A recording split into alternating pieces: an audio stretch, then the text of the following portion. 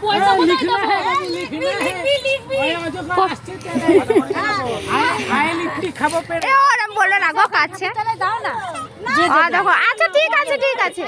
ও ঘুমাবে এখন জানো হ্যাঁ দিয়ে দাও হ্যাঁ নাম বলো বৌদি পিহু আমি ভুল করে আরোহী বলতে যাচ্ছিলাম